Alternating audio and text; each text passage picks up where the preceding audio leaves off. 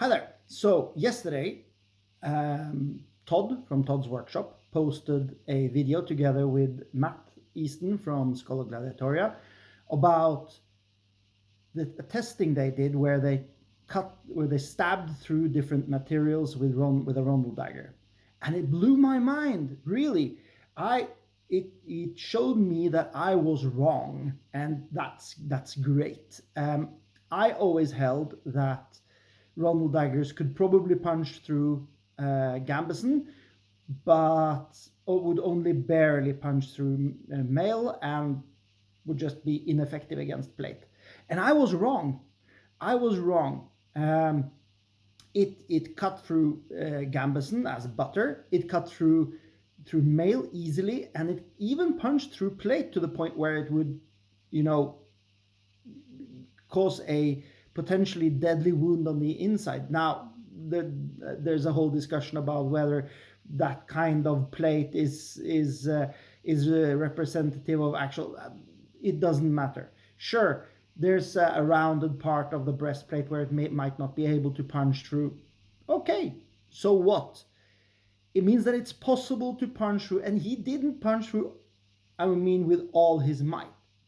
Now, what kind of implications does this have for our use of rondeldagger? Now, first of all, I've always stressed the importance of power generation with the rondeldagger and said that it's a force-dependent weapon. This turns out it's a bit less true than I thought. Now, that doesn't mean that I'm going to throw out power generation out the window and say, oh, it's completely unimportant, because I don't think it is.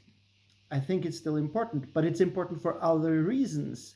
You don't need it to punch through, absolutely not to punch through flesh. You don't need power generation to punch through simple to punch through textile armor, and of course just fabric.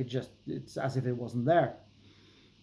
So, but what do we need it for? Well, daggers, since the majority of the way you block a dagger is, assuming that you're fighting either against somebody who doesn't have a dagger or against somebody else who has a dagger,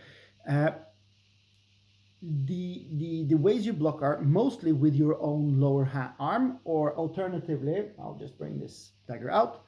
You block, using the dagger.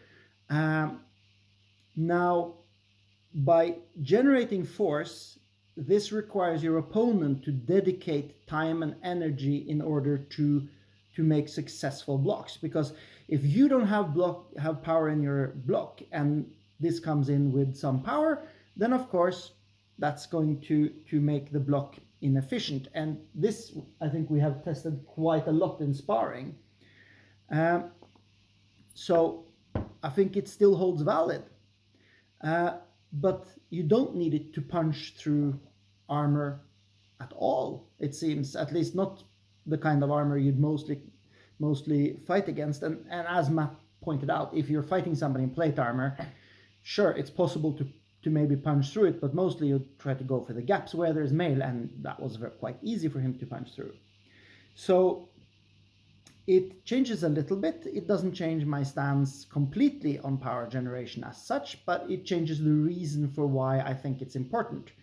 I think that having good power. Now remember, when I talk about power generation, I'm not talking about just mindless power, but actually having a strike that really comes in with a full body behind it.